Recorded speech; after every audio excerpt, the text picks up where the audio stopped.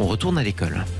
Sud Radio, thème de campagne. Parce que chaque semaine, Sud Radio vous présente un thème sur lequel vous serez peut-être amené à voter au mois d'avril pour l'élection présidentielle. Aujourd'hui, on parle des devoirs à la maison. La semaine dernière, le candidat communiste Fabien Roussel était en meeting à Marseille. Alors, il a une idée qui va, on ne va pas se le cacher, beaucoup plaire à tous les écoliers qui auraient pu nous écouter s'ils n'étaient pas en train de dormir, les pauvres. Nous voulons mettre fin à cette injustice qui fait que certains ont une chambre pour faire leurs devoirs et d'autres pas. Nous voulons finir avec cette injustice qui fait que certains ont des parents pour les aider et d'autres pas. Nous voulons finir avec cette injustice qui fait que certains ont des parents qui peuvent payer des cours privés et d'autres pas. Et vaste programme justement. Alors pendant que les écoliers dorment encore, que les collégiens dorment encore, les enseignants et les parents d'élèves sont réveillés. Bonjour Jean-Rémy Girard. Bonjour. Bienvenue à vous sur Sud Radio. Vous êtes président du syndicat enseignant, le SNALC. Supprimer les devoirs à la maison pour lutter contre les inégalités sociales. Alors, ça part d'une bonne intention. Est-ce que c'est réalisable à première vue ? Alors, supprimer les devoirs à la maison, non, en soi, c'est pas réalisable. On sait très bien que, par exemple, ce que disait Fabien Roussel sur il y a des parents qui donnent des cours particuliers et d'autres non. On pourra pas interdire aux parents de donner des cours particuliers à leurs enfants. Ça, c'est pas possible. Proposer à certains élèves, effectivement, qui ne sont pas dans de bonnes conditions de travail, de les faire dans un autre lieu qu'à la maison, ça c'est quelque chose de réalisable pour le coup.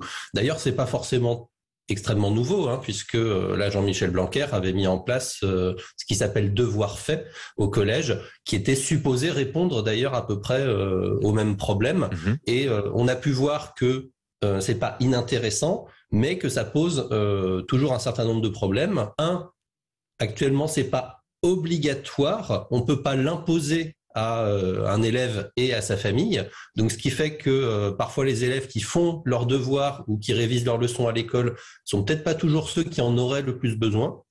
Donc ça, c'est une des questions qui se posent, c'est si jamais il s'agit de faire des devoirs à l'école, est-ce que on pourra l'imposer aux élèves et aux familles? Et je peux vous dire que de ce point de vue-là, ça peut être tendu en termes de relations.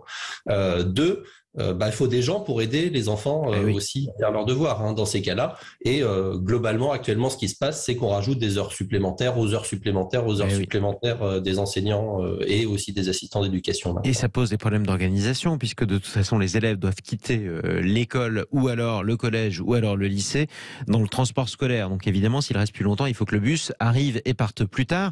Comment ça se passerait concrètement ? On va essayer de faire un peu de fiction. Fabien Roussel est élu président de la République communiste, le premier de l'histoire de la Ve République. Il impose cette mesure. Je terminerai les cours à 17h et je ferai 1 heure de plus en études, par exemple, avec un prof pour faire mes devoirs. Ça se passerait comme ça ? Alors déjà au lycée ça marcherait pas parce que les cours se termineraient pas à 17h, mais on va faire de la politique fiction au collège où là c'est peut-être un peu plus jouable. Il faudrait dans ces cas-là, qu'il obtienne l'accord de toutes les collectivités locales qui s'occupent de toutes les lignes de transport de tous les collèges pour qu'il y ait des transports qui passent aux bonnes heures. J'ai travaillé dans un collège, là je suis au lycée actuellement, mais j'ai travaillé dans un collège qui était très dépendant des bus scolaires. Faire changer des horaires de bus scolaires, c'est une des choses les plus compliquées au monde. Donc c'est pas forcément simple. L'autre possibilité, c'est que ça ne se passe pas forcément en fin de journée. Actuellement, devoir fait, c'est pas forcément après les cours, c'est parfois pendant 1 heure de trou, 1 heure de pause des élèves en cours de journée. Donc c'est faisable, puisqu'on le fait déjà. Une fois encore, la question est, c'est pas toujours très efficace de faire ses devoirs à 30 dans la même salle. Donc là aussi, c'est pas la même chose que les élèves qui les font seuls dans leur chambre ou avec l'aide de leur famille. Et nous on trouve très compliqué l'idée de l'imposer à tout le monde.